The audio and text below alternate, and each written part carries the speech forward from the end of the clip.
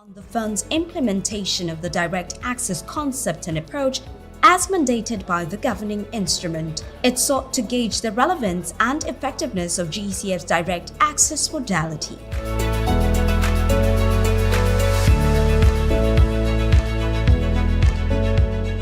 With regard to the mandate of the UNFCCC Conference of Parties and GCF's governing instrument, the UNFCCC COP decisions and the GCF's GI provide for a prominent role for direct access in GCF operations. However, direct access has only been implemented through institutional accreditation at GCF. No other effective modality has been established and used to date. For country ownership, GCF is missing a comprehensive country-driven approach to meet country priorities through direct access, and in the GCF portfolio, institutions have sorted themselves quite clearly to undertake projects and programs pertaining to different sectors and themes, presumably in terms of their comparative advantages.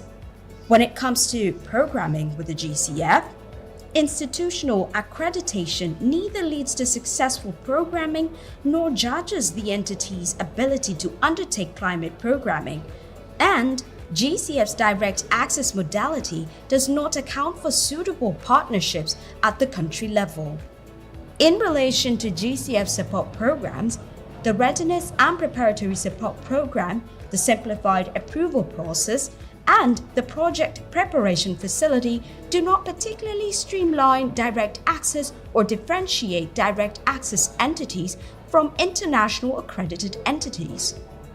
Lastly, when implementing GCF's direct access portfolio, GCF's business model lacks agility and adaptive management in implementation as the direct access entity portfolio matures and diversifies.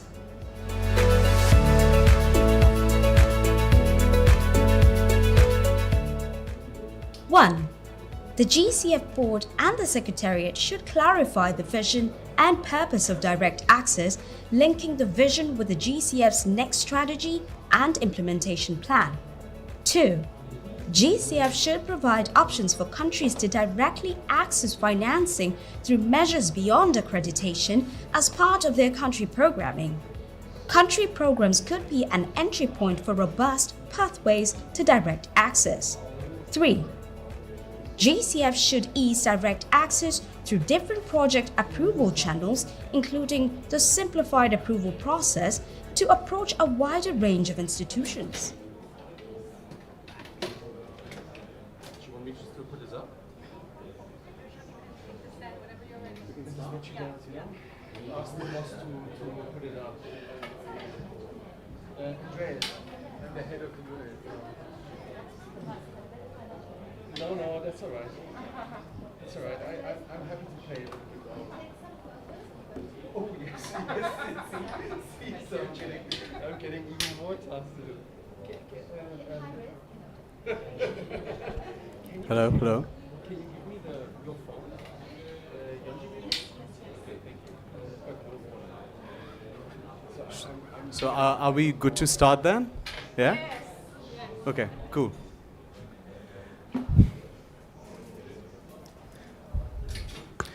Good morning, everyone who's present here. Welcome to the GCF IEU side event on evaluation lessons from IEU's evaluations on direct access and the Readiness Preparatory Support Program, the RPSP. My name is Rishabh Modgo, and I am a Policy and Evaluation Officer ad interim at the Independent Evaluation Unit. The IEU does independent evaluations to inform the GCF board with learnings and synthesis of high-quality evaluations using rigorous methodologies.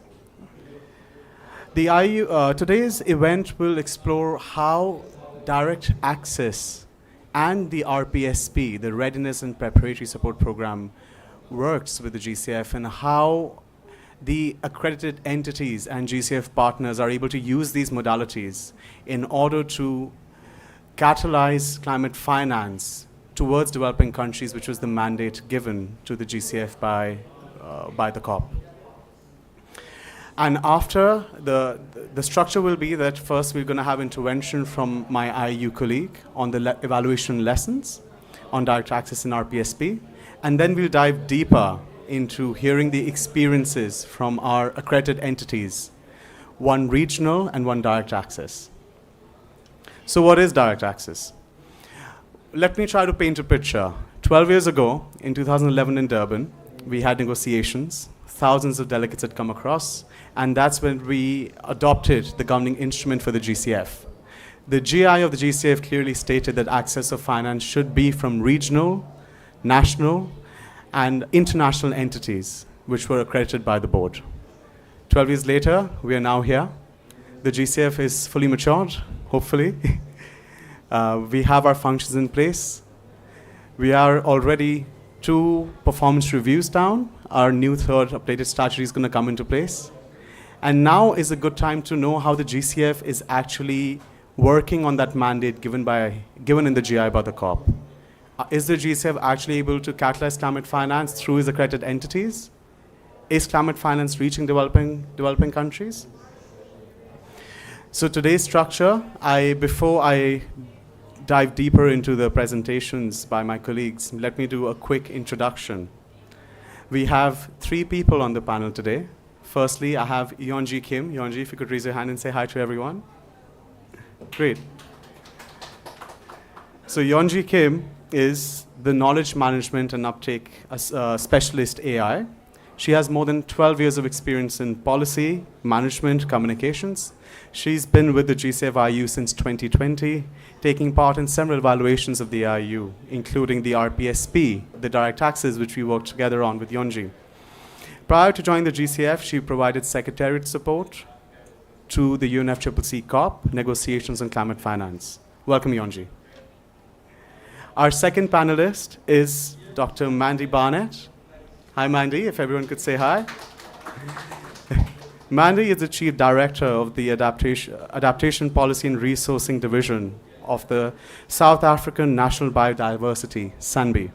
SANBI is a public entity, which is the national implementing entity of the Adaptation Fund and the direct access entity of the GCF. With over 20 years of work experience, Mandy has led SANBI's AF and GCF accreditation processes and its processes to develop and implement 2 projects. She is currently leading SANBI's processes to develop a portfolio of ecosystem-based adaptation project proposals for submission to the GCF. Welcome, Mandy. And our final panelist is Salome Tukuafu. Salome is currently engaged in the Secretariat of the Pacific Regional Environment Program, SPREP, Project Coordination Unit, providing support under SPREP's function as the GCF's regional accredited entity to the Pacifics.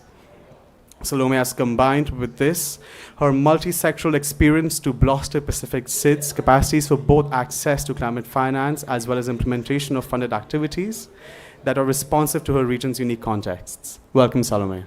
Thank you. With this, maybe I can now give the floor to Yeonji Kim, who is now going to present the key findings on 2 evaluations conducted by the IU on direct access and the RPSP. Yeonji, take it away. Cheers.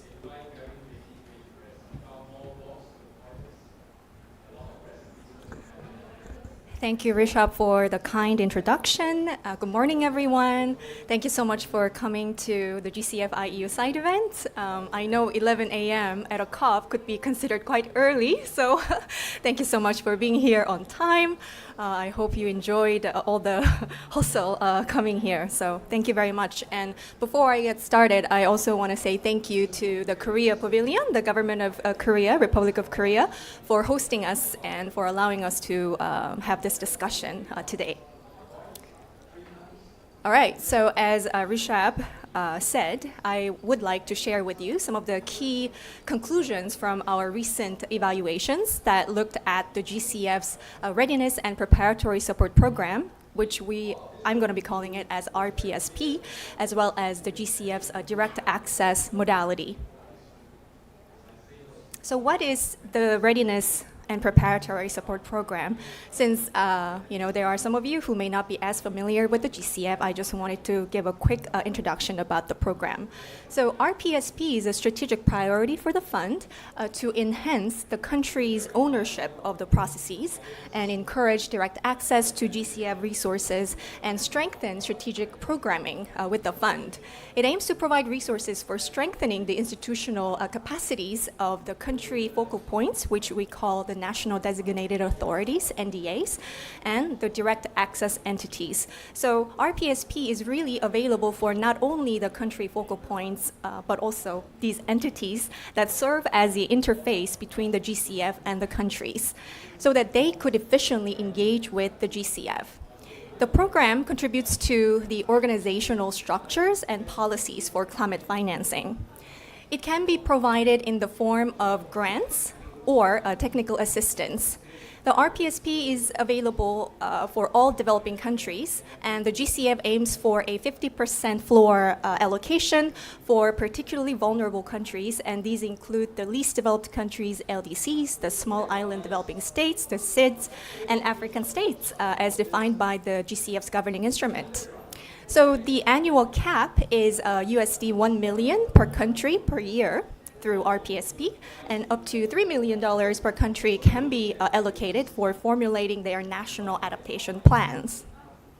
All right, so within the GCF, the RPSP strategy has evolved quite often, I would say, and for the ease of explanation, the evaluation team used the term strategy 1.0, 2.0, and 3.0. And I just want to say that there was the RPSP strategy that was adopted in 2019, and this was extended until the end of 2023, and the evaluation team looked at this RPSP 2.0 period. So I just want to say that there was now a new RPSP strategy adopted at the 37th meeting of the GCF board, which was held in Georgia in mid-October. But obviously, because it's just adopted, we would have to see how it gets implemented and rolled out. So the point is, the evaluation team looked at the RPSP 2.0 period and implementation. Under RPSP 2.0, these were the 5 stated objectives of RPSP. So any RPSP grant activity should help support the capacity building for climate finance coordination for the countries and entities, and help the countries develop strategies for climate finance implementation, such as the GCF country programs, entity work programs, or their NDCs, and help them formulate their NAPs, National Adaptation Plans, or other adaptation planning processes. And it should also enable a paradigm-shifting pipeline development in the GCF, and it should facilitate knowledge sharing and learning. These were the 5 objectives of the program. And as of July 2023, GCF had 707 RPSP requests, which is worth 519 million US dollars that was approved, and this excluded the workshops, events, and the GCF structured dialogues. And 63% of these RPSP requests were delivered in a priority country, which means these were delivered to vulnerable countries. Now, of the 5 objectives, the evaluation team saw that some objectives were noted with a higher effectiveness than the others. And so as you could see, by the green color, objectives 1 and 3 had a higher kind of success rate, so to speak. It served its purpose, but for objectives 2, 4, and 5, we didn't think that it was as successful in supporting these objectives. So what do we mean by that? Under Objective 3, yes, several outputs were indeed delivered, through RPSP support. However, we saw that there is very little evidence that these country programs or NDCs or sector-specific plans are actually guiding or informing climate finance in these countries. And as for Objective 4, this objective saw the least kind of effectiveness when it comes to RPSP, because there is limited evidence of the program contributing toward the submission and subsequent approval of the concept notes, CNs, and funding proposals, FPs, in the GCF. So this is very interesting, and we see it kind of problematic. As for Objective 5, this was noted with a very low uptake. Nobody is really interested in this objective, and so it wasn't really being effective. All right, these are some key high-level conclusions, so I'll go through them quickly.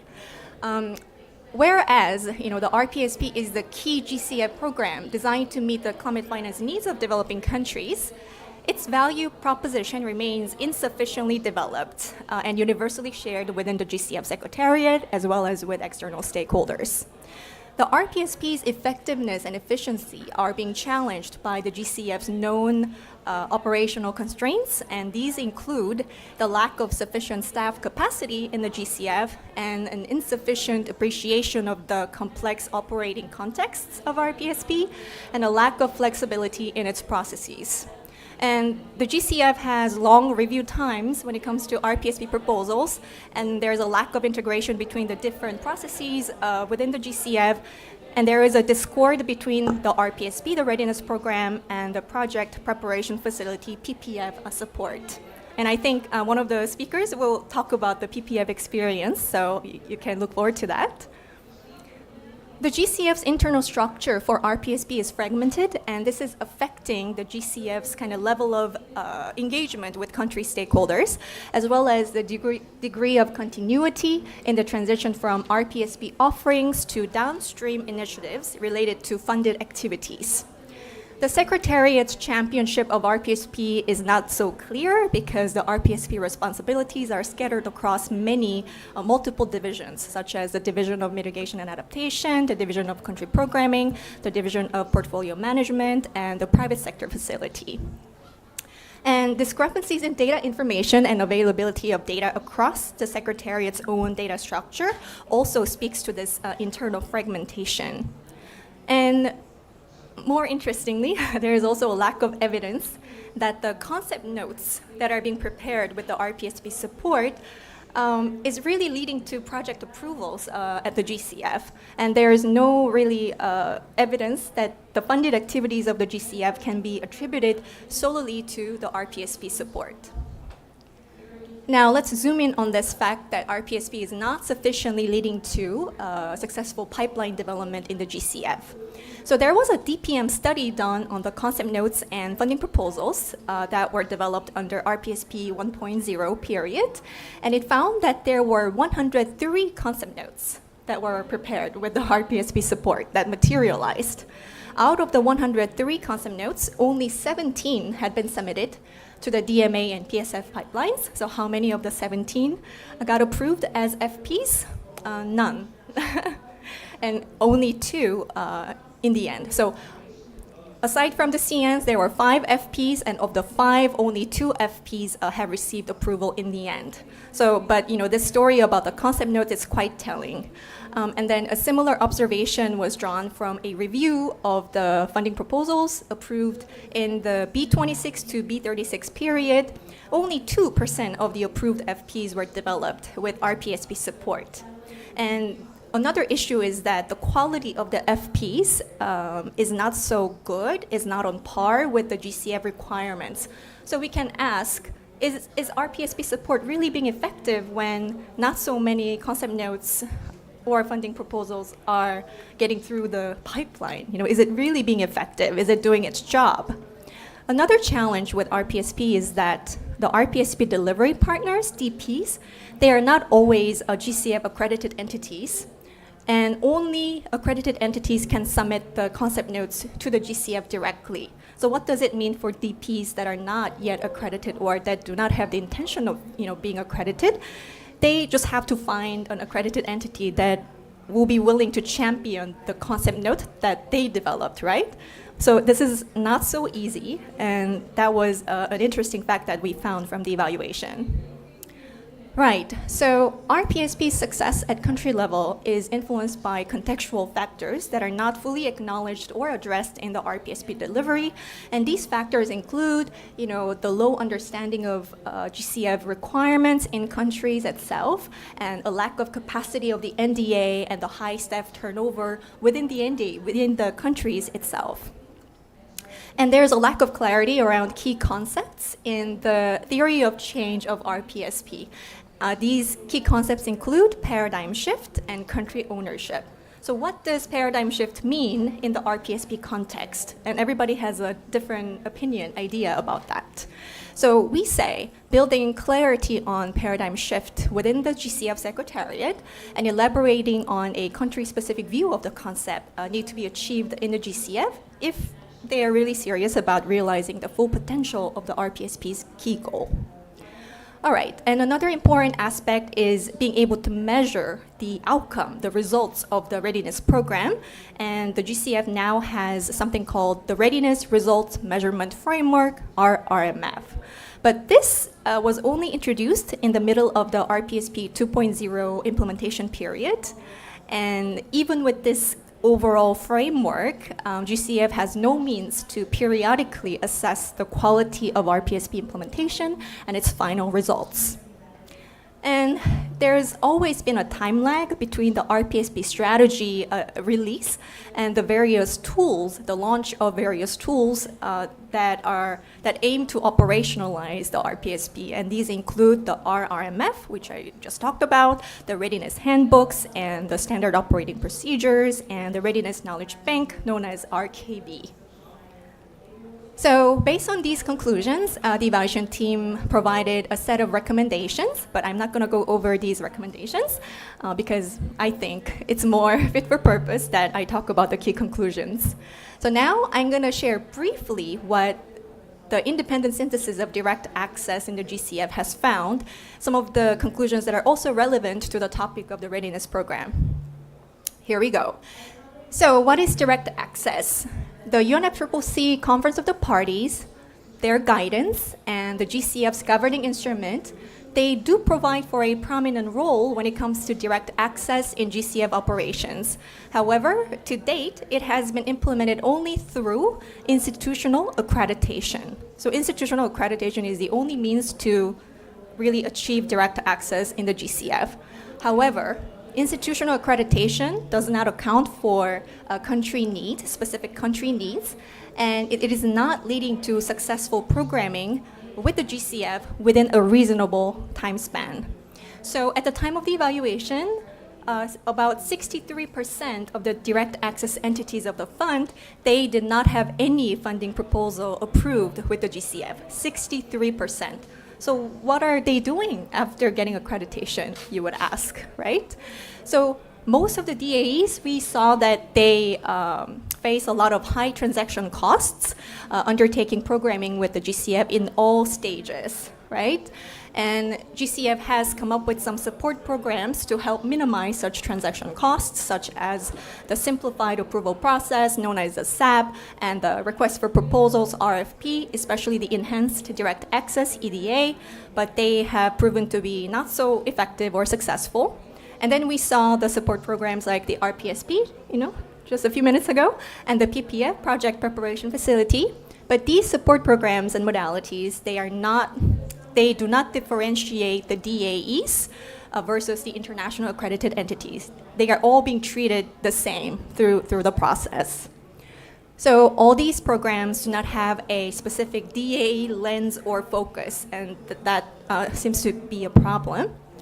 The GCF's existing concept note and funding proposal processes do not treat the DAEs any way differently than the international accredited entities in the development, approval, and pipeline development within the GCF. GCF's implementation support is also not tailored to the specific needs and capacities of this wide pool of diversified regional and national entities. And one important lesson learned through not only this evaluation, but through the RPSP evaluation is that when it comes to capacity building, it is never a linear or a definitive process, meaning it's not static and it cannot be built. Capacities cannot be built with a single one-off activity. But the RPSP process in particular seems to have that assumption that, okay, we give you this grant and you should have the capacity sufficiently developed to be able to do programming with the GCF, and that's not the case. And the expansion of the accredited entity pool of the GCF in its current approach and model is likely to strain the GCF accreditation system as it exists currently. So with that, I'm going to stop here. And I look forward to the panel discussion and hearing from Mandy and Salome how their experience with the GCF has been as a regional and also national direct access entity. So thank you very much, and I hand it back to Rishabh.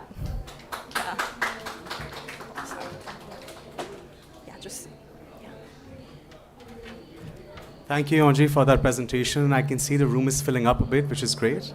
So maybe because we've finished with our presentations, we can get the panel to come on the stage and we can make this a bit more interactive. I intend to hear interventions from both Salome and Mandy, and then open it to the floor as well. So please, may I request you to take this floor? Great. We'll just be a second.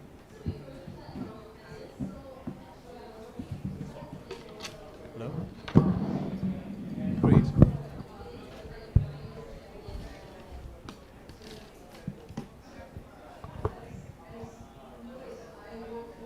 Great, thank you for that.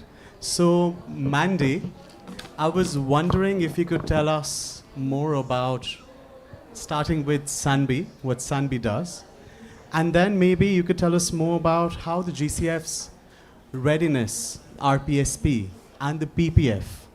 What do you think about these modalities? Where does SANBI stand in the spectrum of how effective these modalities are for a small accredited direct access entity, and maybe we can go on from there. So over to you, Mandy, for your intervention. Does this work? Yes, that's great. Shall I stand over there, or would you prefer me to be here? I think you could just okay. present it I'll from there. present from here. We'll All keep it a right. bit more interactive. Yeah. All right, Cheers. so that's great. So first of all, I wanted to just congratulate the IEU on evaluations that really resonate with the experience of South Africa. And as you'll see from the experience that I explain now, a lot of what has been presented is what we have experienced as we've been going. So first of all, a little bit of background. The South African National Biodiversity Institute is an entity of the government of South Africa, and we were accredited with the Green Climate Fund in 2016. We were very excited. We thought it would be like the Adaptation Fund, because we're also the national implementing entity of the Adaptation Fund. And in 2017, we applied for readiness support. So that would have been the readiness 1.0, right, at the beginning. And we applied for support for institutional strengthening, for doing some work with the private sector, and for developing our pipeline. And we had an ambition, and you'll laugh at this, because the ambition was that at the end of 2 years, we will have 2 concept notes and 2 full funding proposals submitted to the Green Climate Fund, right? Okay. So that gives you an idea of how things were actually in the beginning, because that wasn't, at the time, the GCF wasn't as complex an institution as what it is now. So we got going with our readiness grant, and we actually used the beginning of it to develop our entity's pipeline in a transparent, interactive way. So we developed a strategy, we established a national governance system, and we issued a call for proposals, and then did a countrywide set of capacity building activities, and received, I think, around about 200 applications. And we reviewed all of these and came up with 7 that would form the basis of our pipeline. Still very excited that we would get this over the line in 2 years. And of course, then it started to get complicated, because first of all, we were doing procurement ourselves, which takes time. Anyone who works in a government entity will know that procurement can take a very long time, and we hadn't factored that in properly. And once we started to develop the actual concept notes, that also started to take a lot longer than we anticipated. So we extended our grant, we made it 4 years, and we reduced the scope. And in the end, our initial grant, I think it was $380,000. We spent about half of that, and we delivered 2 concept notes to the Green Climate Fund, so no full funding proposals. And then we accessed project preparation facility funding. We had to first get the concept notes over the line. The first one went quite quick. We've got 3, by the way. 3 concept notes have been endorsed by the Green Climate Fund Secretariat for full development. The first one took very quick. It was in the beginning.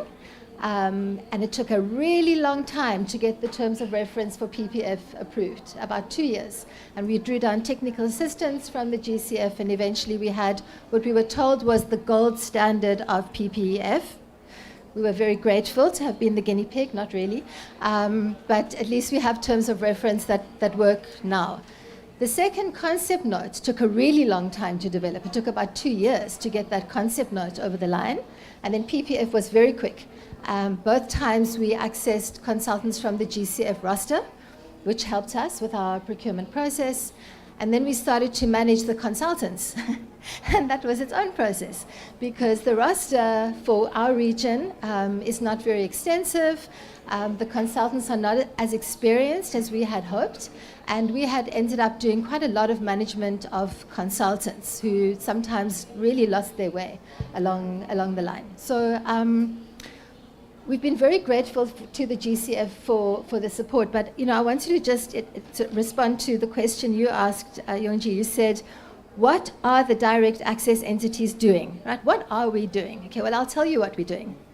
We are managing expectations, because when you put out a national call and you tell everybody that you're the key to unlocking the vault of the GCF, you get very busy.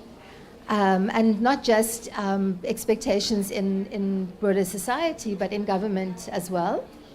We are managing our readiness and PPF funds, which takes a lot of time. Even just that, there's not a lot of flexibility. Every time a little change is required, we need to do contract amendments. That takes time. We're managing our consultants, because they also, as I said, don't arrive with the capacity that we would like.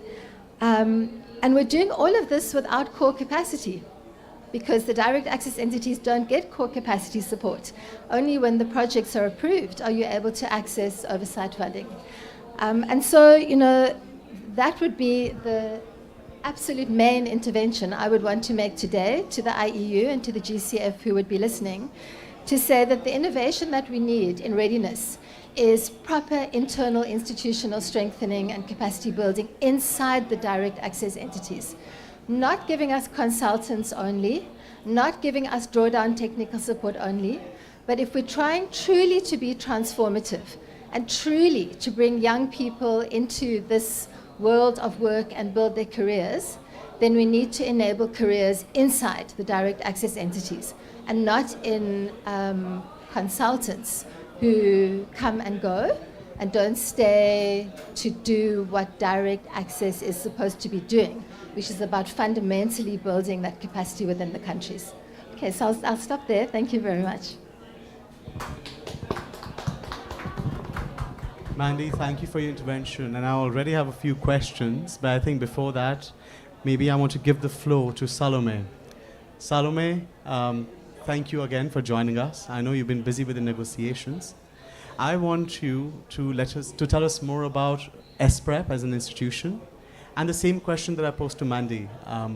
Is the RPSP and the PPF working for a regional entity like the SPREP, which is in the Pacifics, covers multiple countries? Is your experience the same as Mandy's, which is a direct access entity in Africa, in South Africa? Over to you.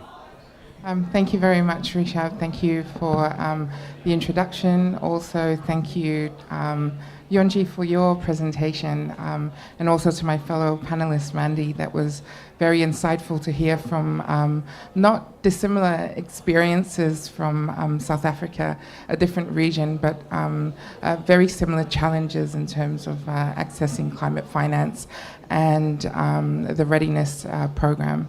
I also wanted to join Mandy in congratulating the IEU as well for a very comprehensive evaluation that takes into consideration a lot of the unique challenges for particularly small island developing states, including those in the Pacific.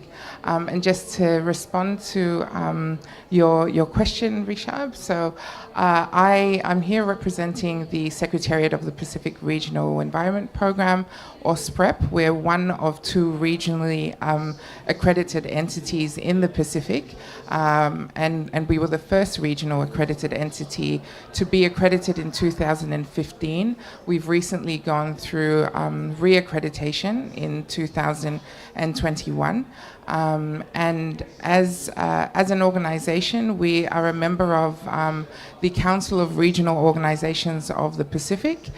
We have 22 Pacific member countries who also form our governance structure as an organization. So the Secretariat also responds to our member countries in terms of its governance, but also supports our member countries directly in a technical capacity to address issues relating to climate change.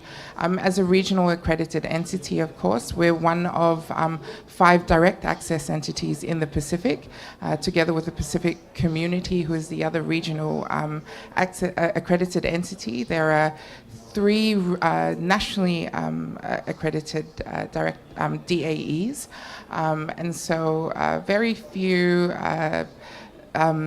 entities that have actually achieved direct access in the Pacific. In terms of our experience with the RPSP, I think listening to Yonji's presentation and also to Mandy's interventions, a lot of our experiences is very similar. I think in terms of the scope and the purpose of the RPSP, a few things that come to mind in regards to our experience. Looking at the purpose of capacity building, for example, under Objective 1, and the capacity building of institutions to then access climate finance, or for coordination to access climate finance. A lot of the RPSP support towards that is to support accreditation in the Pacific. Right now, since the RPSP has been in place, we've yet to see any new accredited entities that have come through. We do have an example at the national level. The Cook Islands government is a direct access entity. However, despite having gone through they are implementing several grants under the RPSP. They've yet to access GCF investment through funded proposals. So that comes to questioning, I guess, the purpose as well of direct access. And I think this was touched on in the evaluation as well, where, I mean, the purpose behind direct access, if not to then access climate finance, comes into question if we are having entities go through the hurdles of achieving accreditation without having the capacity to then be able to put through bankable project proposals. And so just to give you an idea of some of the timelines for accreditation in the Pacific, on average this is taking between 2 to 5 years. And that's the process you go through with accreditation before you even enter the GCF project cycle. That as well, to come to the point where you're submitting a funding proposal, can take anything from between 2 to 5 years. So if we're counting accreditation and then the submission of a funding proposal, it could take up to 10 years for Pacific Small Island developing states. Just to frame the context and realities for Pacific SIDS, a country like Vanuatu, for example, in 1 year has gone through 3 severe tropical cyclones of higher than a Category 3. And so the responsiveness of the RPSP to the immediate needs and priorities of Pacific countries, I would say, in comparison to the actual context on the ground, isn't necessarily strong in terms of alignment. That's around accreditation. We are seeing, in terms of institutional strengthening, SPREP as a direct access entity is accessing the RPSP to support institutional strengthening, but then again, this has come about through some of the requirements that have come through from the accreditation and the reaccreditation process, the conditionality that then is placed on DAEs as well to continuously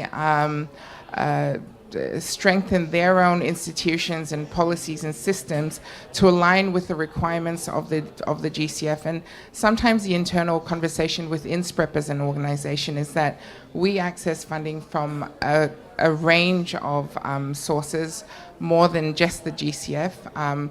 There are other donors. Most of the donors that we work with don't necessarily require the level of detail in terms of system requirements and policies that the GCF does.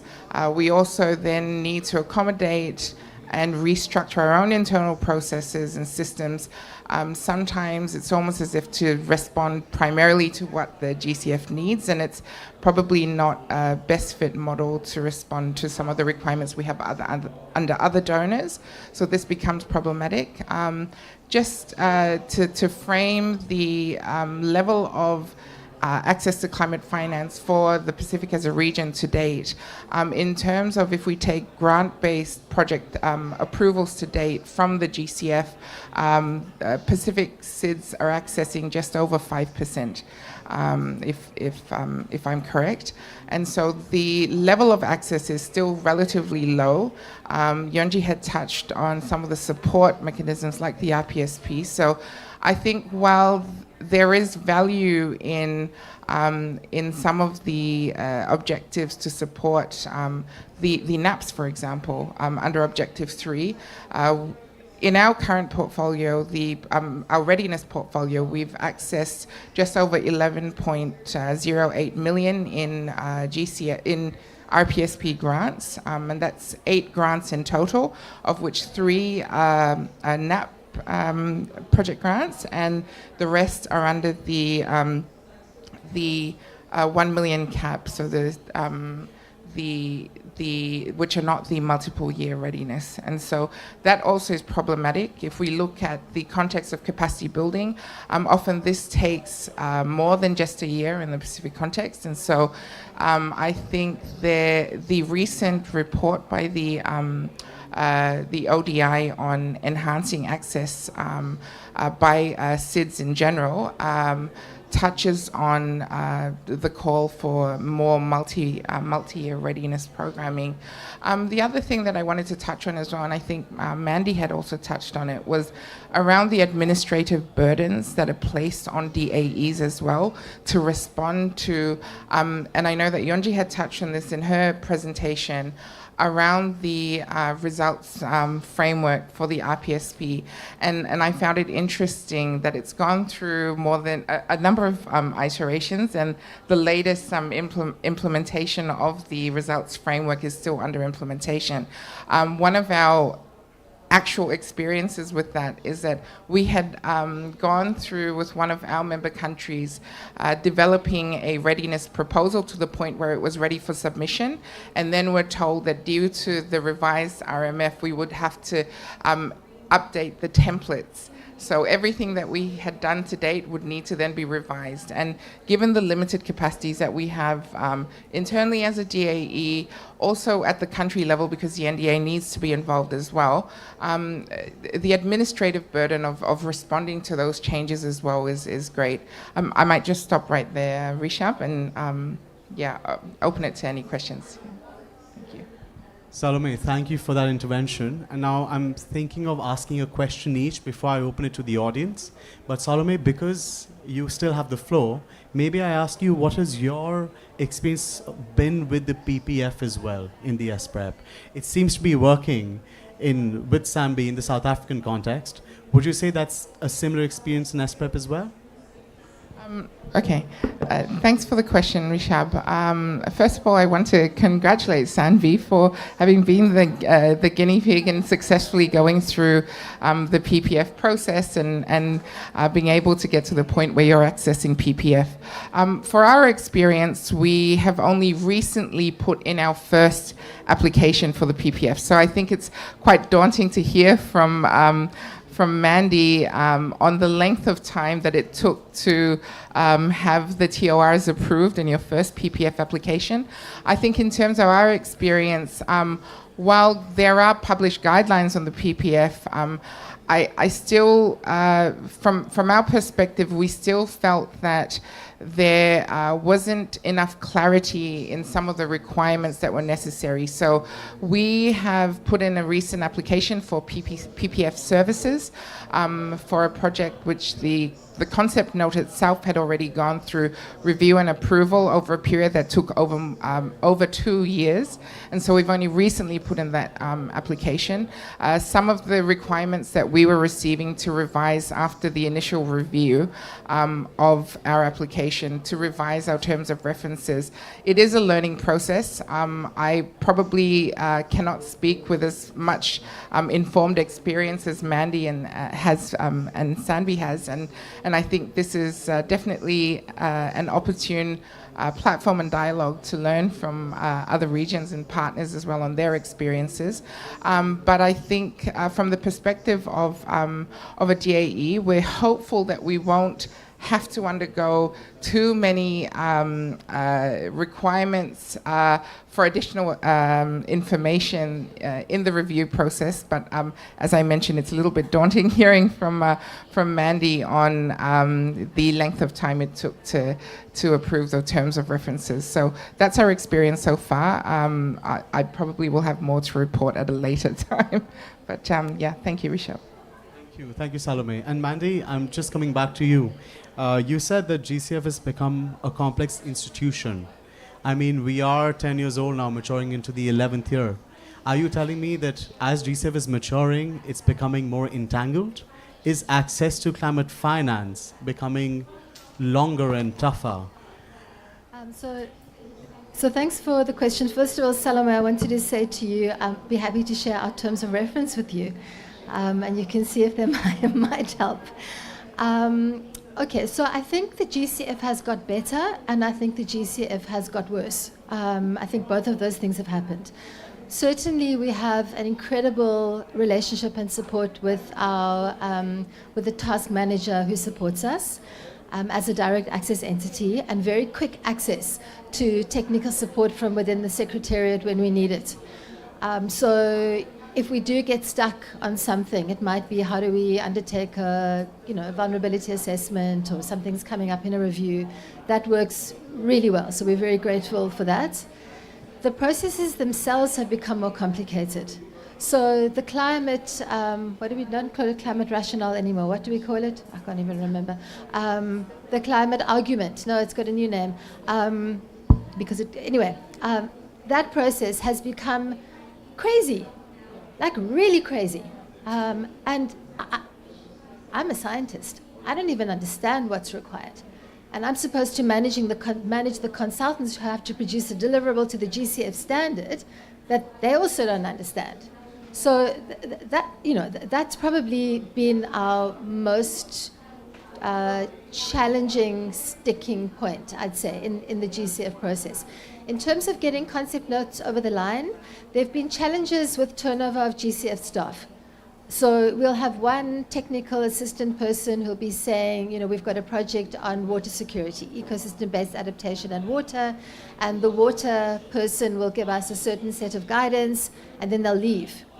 And then a new water person will arrive, and now they want to give us different guidance, which starts to feel a little bit like country ownership is being undermined, because eventually you're just saying, well, tell us what to write, we'll write it, whatever.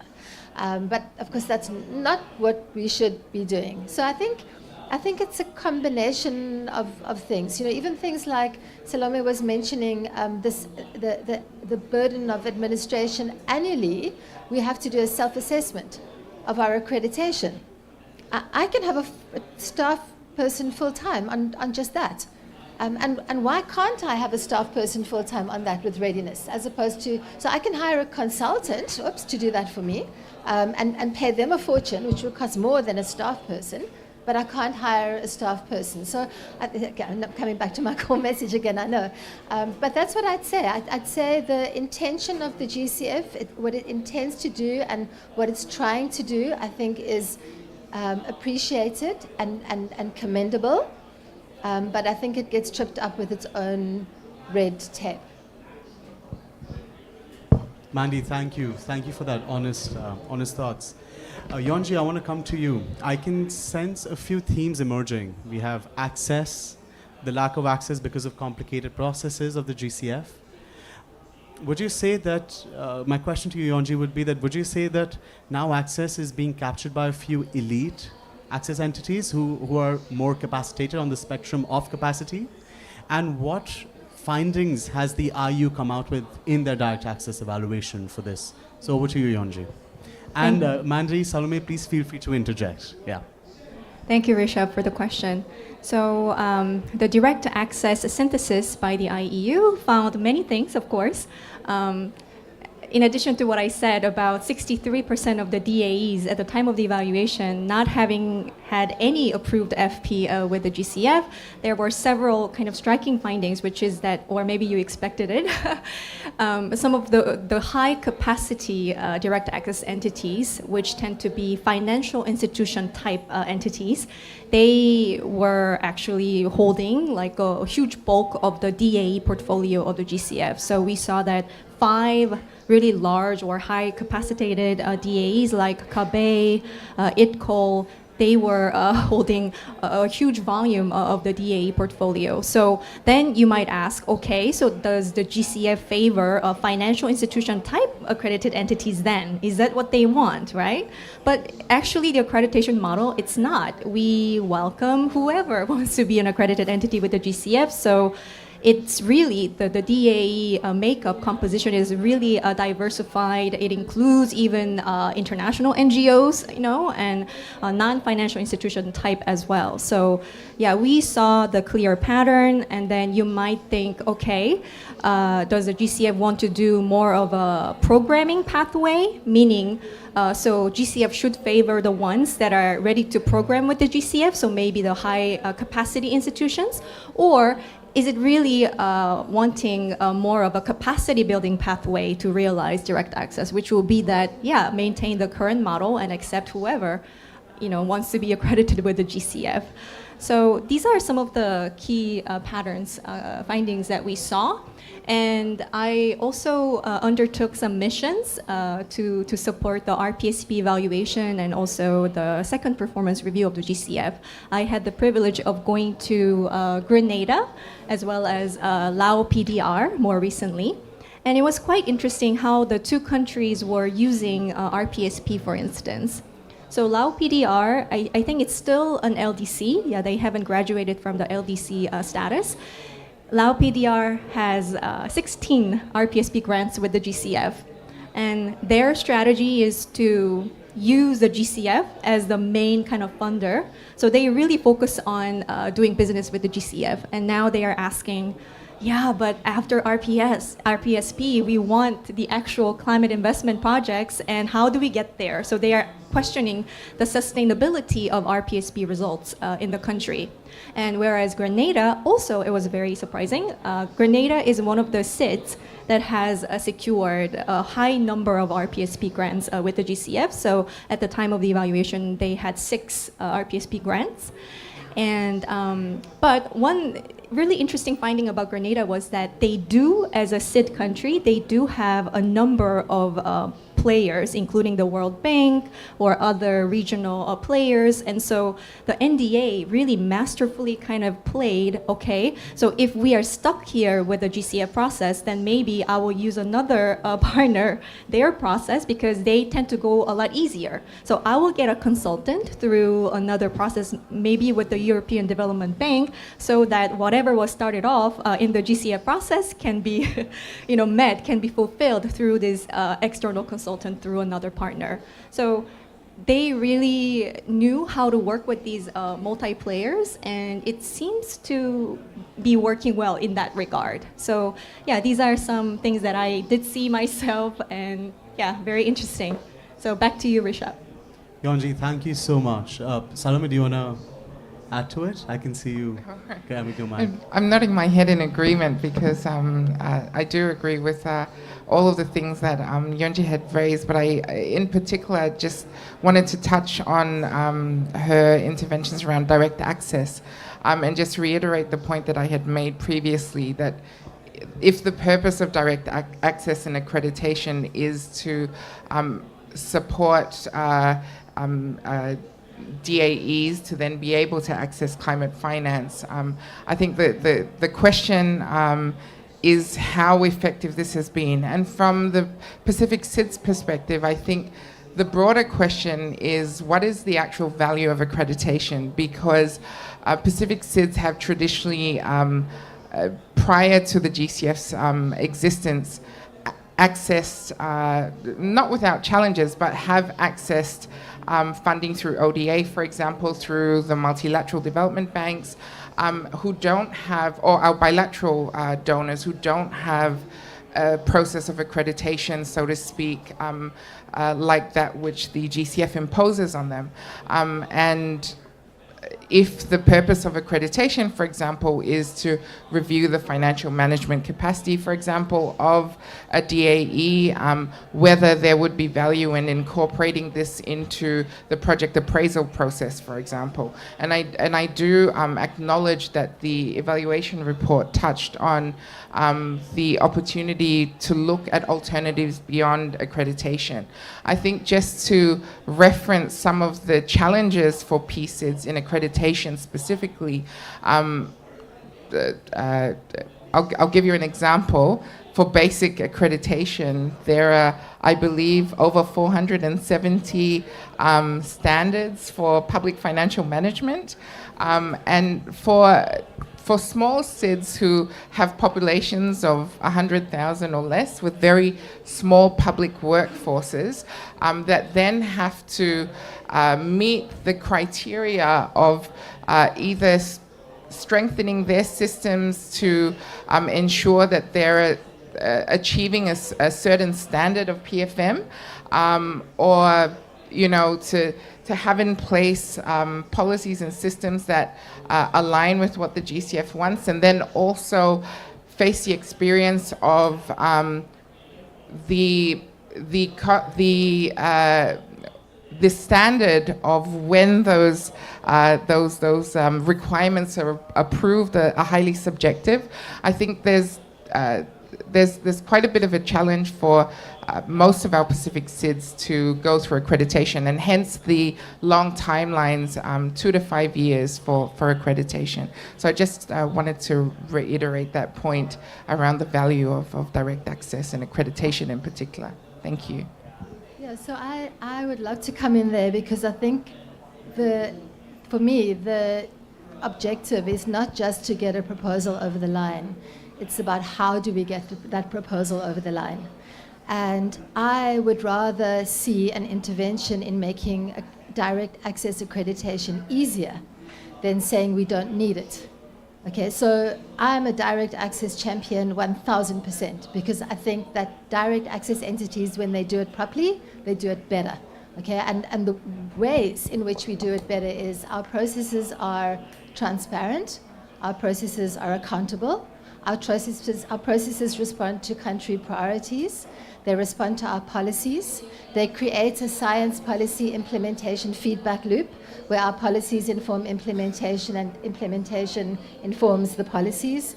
They give us opportunities to be transformative in the way we build careers of young people from developing countries to get involved in this work in a way that they feel that they have got agency and they have a contribution to make that matters and that can matter. And I can go on. So I think, for me, it's really, really important that we support direct access to work, not that we build systems that make it not work and then conclude that actually the old way of doing things is fine, because it's not fine.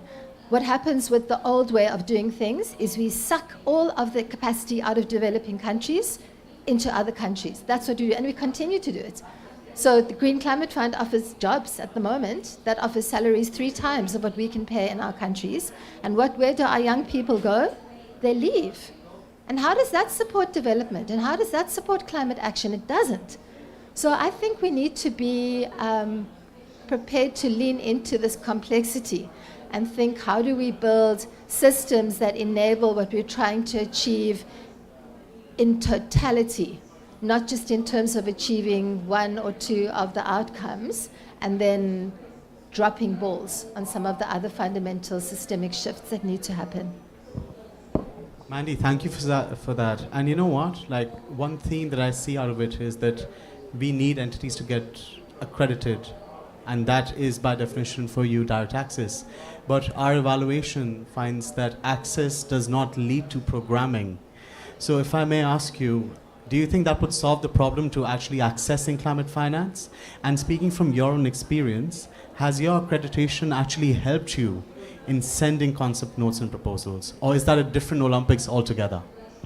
So our accreditation has absolutely helped us build capacity and develop concept notes. So we're hoping that even though it's been a very long journey, our first full funding proposal will go to GCF board in October 2024. It will be submitted to the Secretariat in March. And then we've got another 2 following close on its track. So we've been learning, and we've been getting quicker and better and more efficient and building our capacity, and we're getting there. So it's been a long, hard journey, and we're getting there. So I would like more of us, direct access institutions, to be supported to get there. And I think we get there by intervening across the system. I co-authored a paper called The Missing Middle in Adaptation Finance for the GCA. And it looked at the whole system. Why doesn't this work? Why is it that all this funding is available up there, but it doesn't get to down here? And it's not one intervention. It's multiple interventions at the same time that need to happen. And I think we need to work into the whole system. But, you know, SANBI absolutely is an example of direct access working. And I hope that at the COP next year, I'll be talking about our first full funding proposal having been approved, and probably the next set of challenges we're facing with getting it moving. But I think that's what we have to do. We have to learn how to work into this complexity and support our institutions to do this. Yonji, I want to ask you a follow-up question, and then I'll open it to the audience. We're hearing about access being challenging. What about the enhanced direct access modality by the GCF? What has the evaluation found out about whether the EDA has been effective or not? So any comments on that? Actually, I think the evaluation report, when the evaluation was being undertaken, we only saw 2 cases of EDA requests that were in the pipeline. And so, yeah, we didn't really spend as much time looking at it. We just simply said, yeah, it hasn't worked as intended. So that's why we are asking all these various support programs and modalities, mechanisms, they do not work. So I was actually wanting to ask, Mandy and Salome, the DAEs of GCF are not being supported any way differently than the international accredited entities, which include the UN agencies, organizations themselves, or the MDBs. So how do you think things could be turned around for the DAs? What kind of differentiated support for DAs do you think that GCF needs to implement, and make it available so that, yes, DAs would, bring more funding proposals readily. And it's really amazing to hear the SANBI's journey, going from RPSP to PPF and now to an FP. So tell us, I'll be really curious to learn from your experiences as well. So Rishabh, I hope that's okay. So yeah, please go ahead. So if I can first respond on EDA, because we do have an interesting EDA story, and that SANBI produced the Adaptation Fund's very first EDA project. It wasn't called EDA at the time, it was a small grant facility. And we actually submitted a concept note to the GCF for EDA, and then we learned how complicated the the GCF is. And EDA is already complicated, okay, because you're on the ground, things are not going according to plan, communities are procuring things in ways that are not entirely according to the straight lines of procurement requirements. And we just thought there's no ways we're going to do EDA with the GCF until we understand the GCF better. Because already EDA in the Adaptation Fund felt a little bit, we were told it was violent to the communities on the ground because of the way the funds landed with all of their compliance requirements. So we're building another Adaptation Fund EDA project at the moment. We want to do another pilot there. And then once we've got a GCF full funding proposal approved, the plan is to come back to the GCF with EDA. But lots of caveats in there, because the problem with EDA is that if you cascade the compliance requirements to the local level, it's violent. There's no other word to put it. And so, you know, in a way you speak with a forked tongue, because on the one hand you're saying this is about really enabling local level adaptive, you know, capacity and transformation and all of the support, but you're coming with a system that is very harsh, you know, in those communities. Yeah, so I just wanted to respond on that. And I've forgotten the other question. I'm sorry. Can you say it again? Yeah, so I was wondering, how can the make it GCF easier. process Okay. improve? So Yeah. I think give us time. Oops, sorry. Give us time before you conclude that we haven't succeeded. That's the first thing. It takes time to build institutional capacity. Keep working on simplifying the systems, because the SAP is not a SAP. Okay, the systems, they get simple and then they get more complicated. So that would be the second one, and provide core support to the DAEs. And you? Salome, the question to you about differentiation. Being a regional access entity, one of the few, are you feeling the brunt that GCF processes are for the well-capacitated entities, especially the UN organizations which have all their fiduciary standards together and have big legal teams and project managers, seasoned ones, coming from the SPREP especially? Do you feel the brunt for this, the lack of differentiation? I think it's not so much the fact that we feel the brunt. I think the numbers speak for themselves, and I'll repeat what I mentioned that in my first intervention, that as a region, Pacific SIDS have the lowest levels of access to climate finance, the lowest levels of access to GCF resources as a region, just over 5% of total investment to date.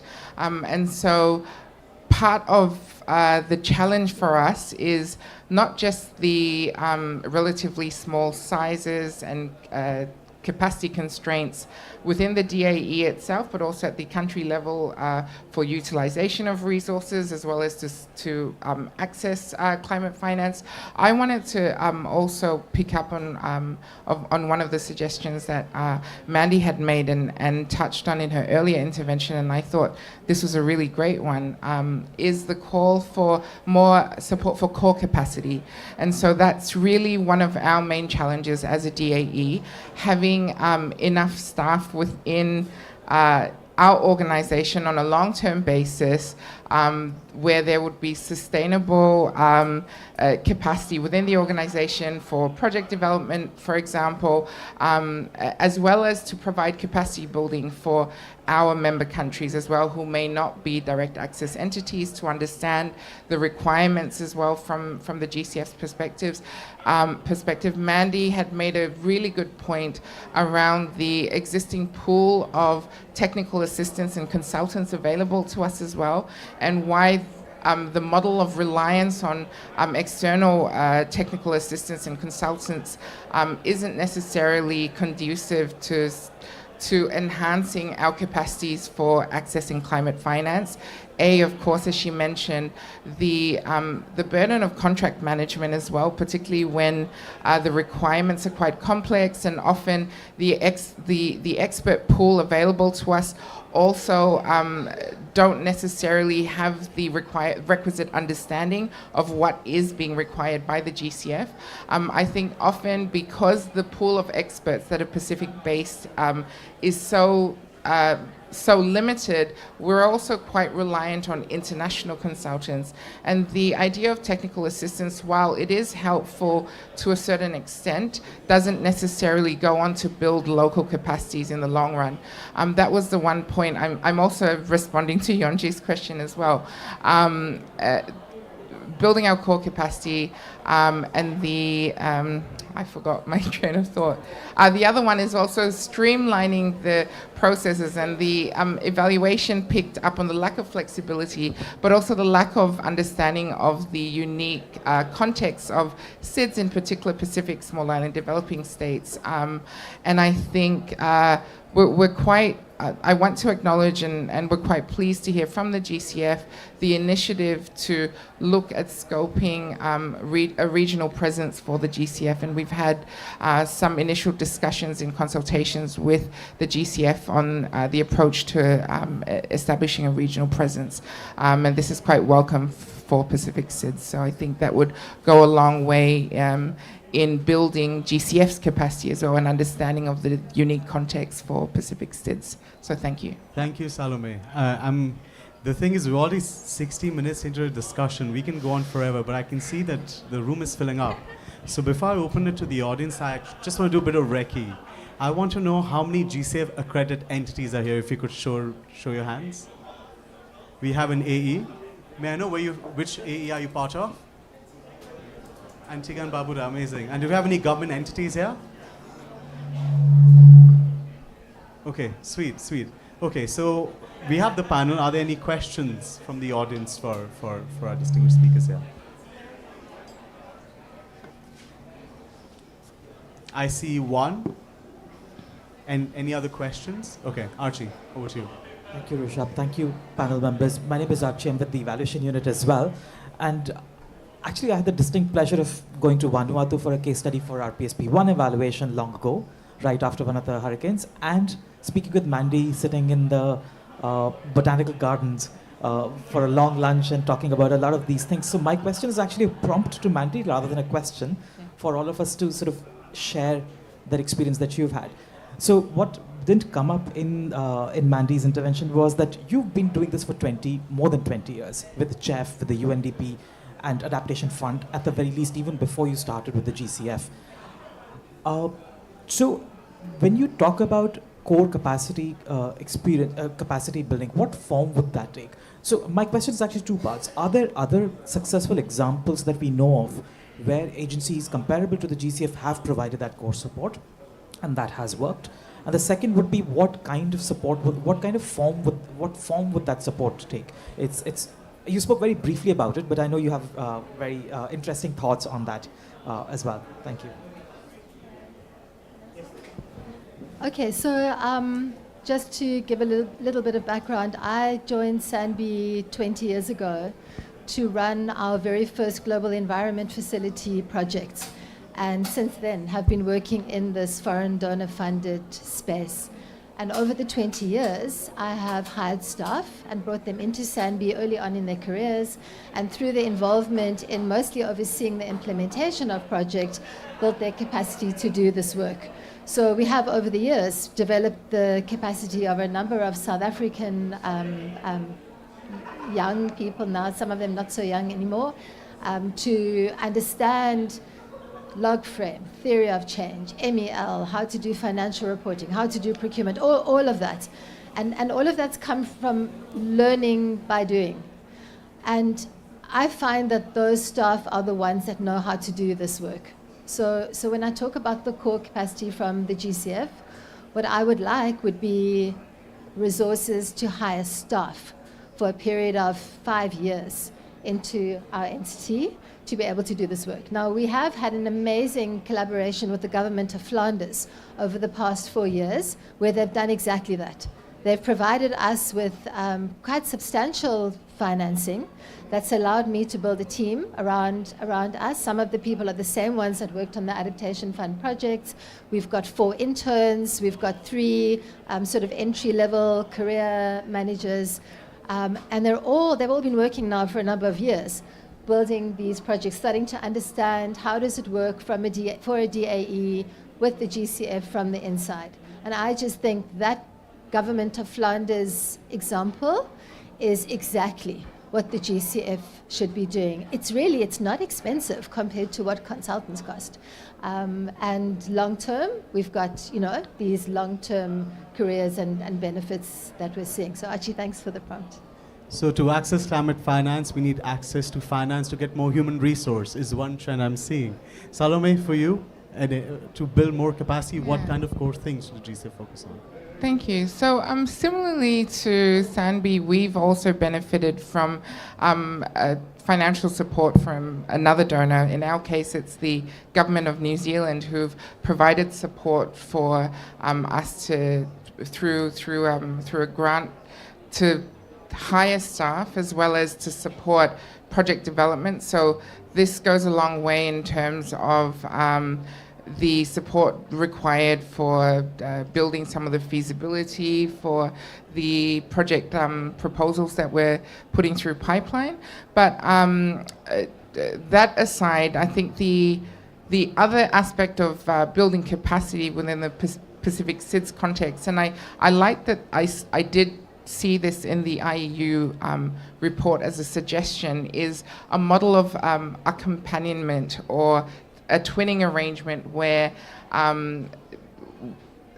we acknowledge that there may be limited expertise within the region to build capacity. So we understand that inevitably we will be to a certain extent reliant on international capacities to build capacities within our region or nationally. But I think a twinning arrangement would ensure that it isn't just explicit reliance on international experts to come in and with no prior understanding of the regional or national context to then build capacity or support us in unlocking climate finance, but that they would also then have the opportunity to understand the often complex realities on the ground, while also building capacity that would then stay within our regional or national DAEs. So, yeah, that's my response. Thank you, Salome. And before I do, I see there's any more questions from the audience.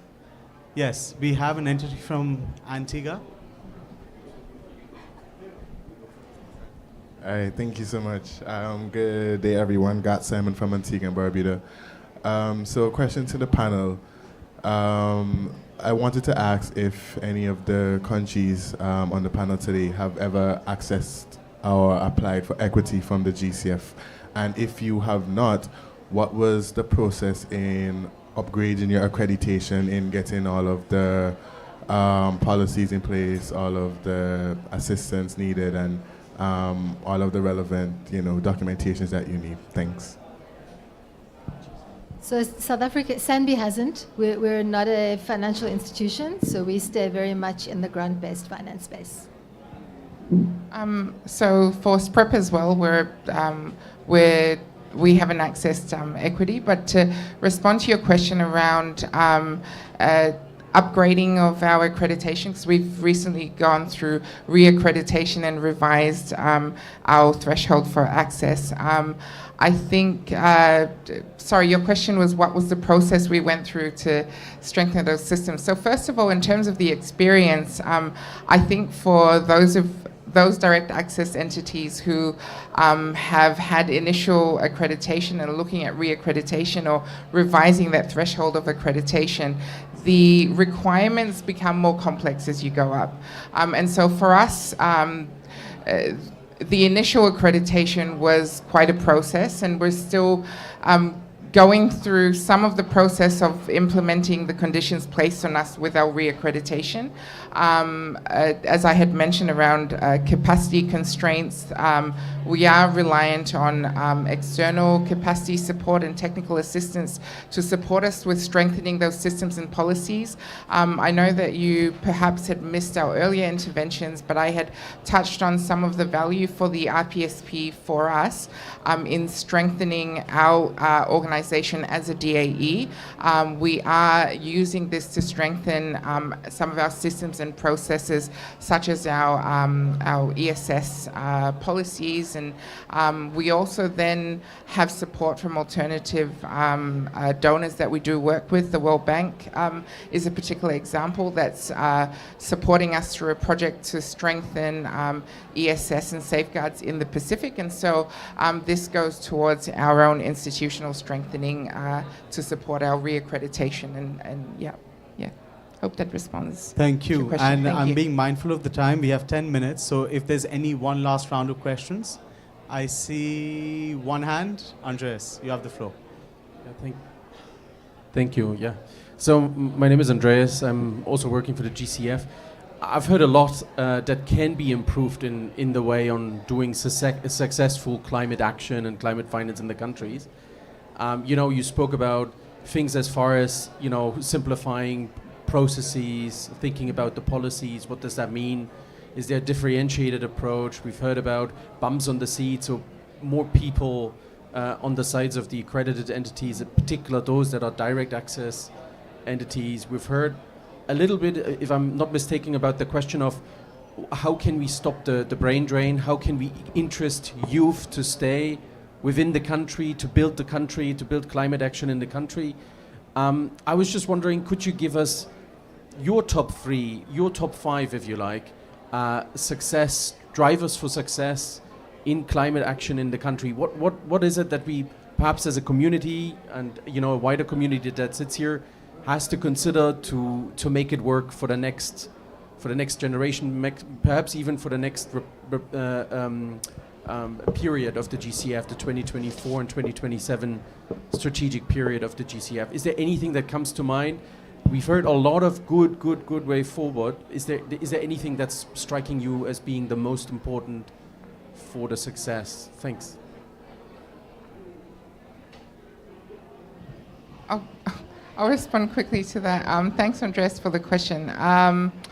In terms of the drivers for success to strengthen climate action, and I anticipate that Mandy will have a much more detailed response to this, but I think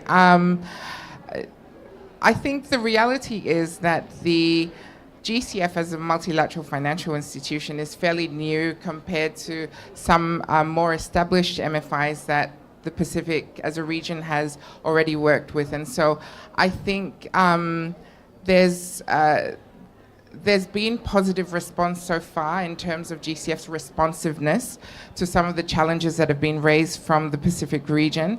And we're hopeful that in this process of change, it will be strengthening its ability to respond to the unique context of the Pacific.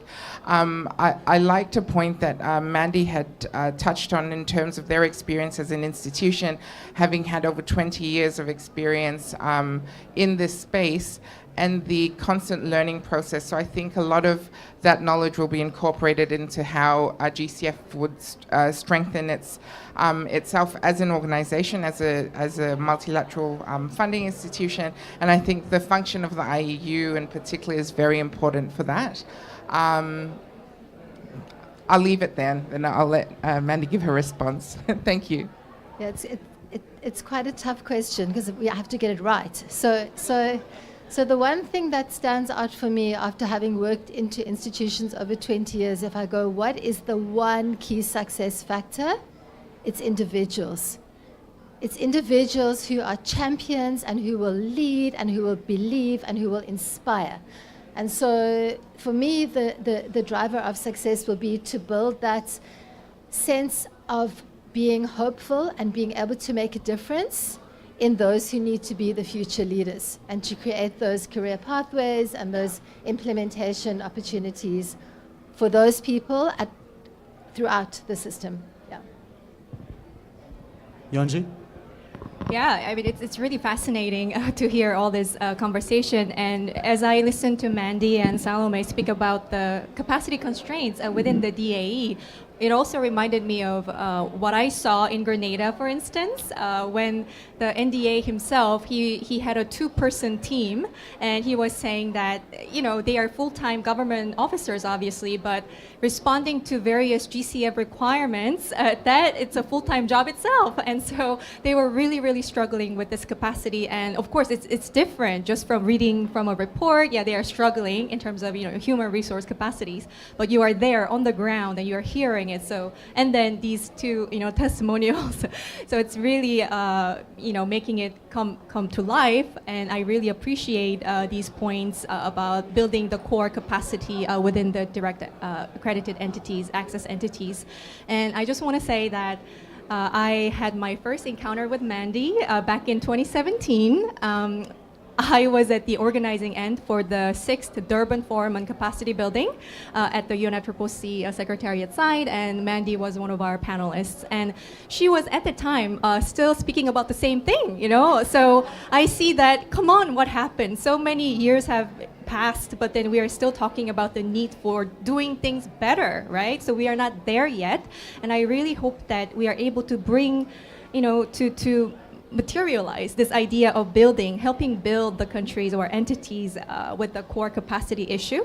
And why not? I think the evaluation team could also look into this idea. So Mandy, I really appreciate you being the advocate for youth power, youth in climate action. And I think this is also a good segue to our next side event at the Korea Pavilion. They are all waiting, and because they're going to be talking about fostering a global talent for youth in climate action. And so maybe some of the pointers from this talk could serve for your, serve as food for thought for your event. And so yeah, this is a great way to end, I think, our discussion. And back to you, Risha. Yeah, thank you, Yonji. And I think I have one quick question, but we have 5 minutes. So maybe flow to you, and then we can do a quick concluding remarks, 30 seconds, and wrap up the session. Please, over to you. Yeah, thank you very much. Sorry, I missed your first part, but I want to emphasize about the Andreas mentioned about the youth and capacity building as well. But we need to think about the manufacturing field as well. I just wonder, the GCF recently checked the news about the Coca-Cola and other soft drink manufacturers is that the global biodiverse finance gap is around $700 billion per year. It's related to our climate action. We focus on the climate action this session. How about the GCF's liquidity or announce or any sharing information with the manufacturing, for example, Coca-Cola, or any soft drink manufacturing related activities? Do you have any activities? I think GCF primarily deals with climate finance programming with direct access entities for which you have to get accredited. I think GCF would not have a direct relationship with Coca-Cola unless they sought for accreditation, and I don't think that is on their plan anytime soon. So I think that would be a bit unrelated to what actually the very specific mandate that's been given to the GCF by the COP in its governing instrument. But thank you so much for your intervention. I just wonder, the business, anyway, GCF is quite good, to me, it's the ideal place related to climate action.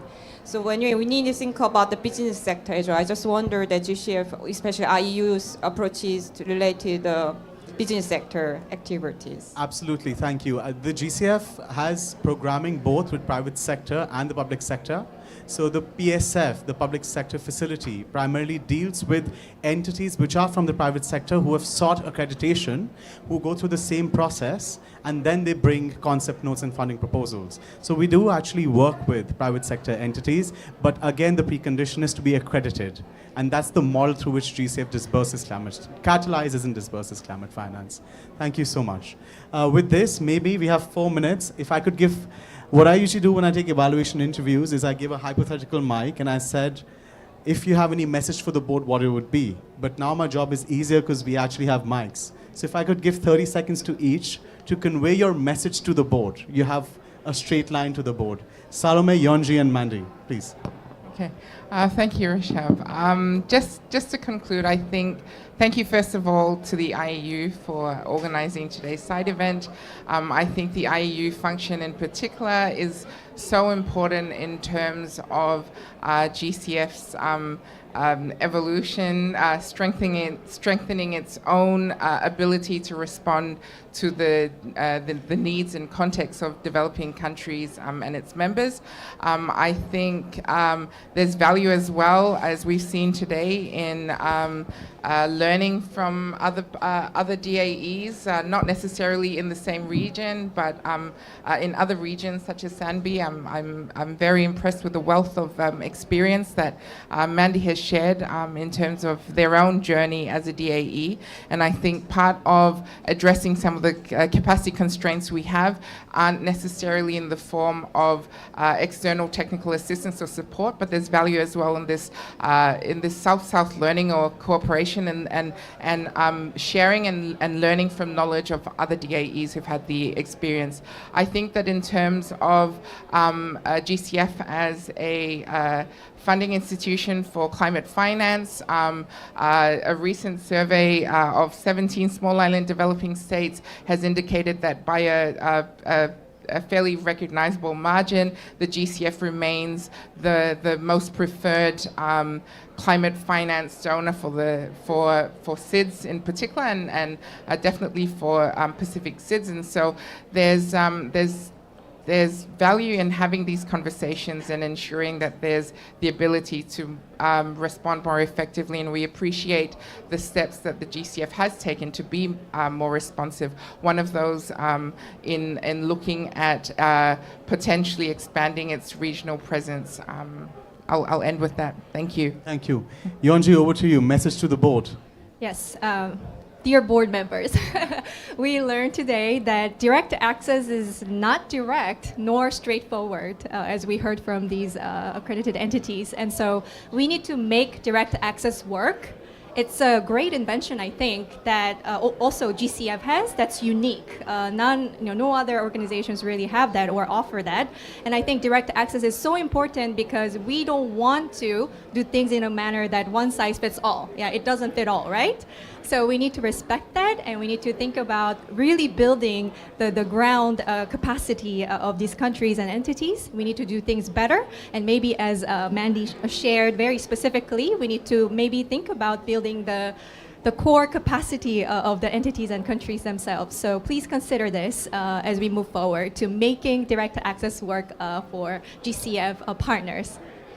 There we go. Yonji, thank you so much. And Mandy, over to you. Yeah, A thank 30-second you. So, pitch. yeah, very quickly. So I just would like the board to know how much the direct access entities appreciate the IEU for listening, for reflecting, and for bringing recommendations around how the GCF systems can be improved. And I'd like to thank the board in advance for agreeing with the IEU's recommendation around core support. Thank you. Thank you, Salome, Yonji, and Mandy. With this, we conclude this session. The intention was to discuss the evaluative findings, talk about accreditation, direct access, readiness, the lack of access sometimes.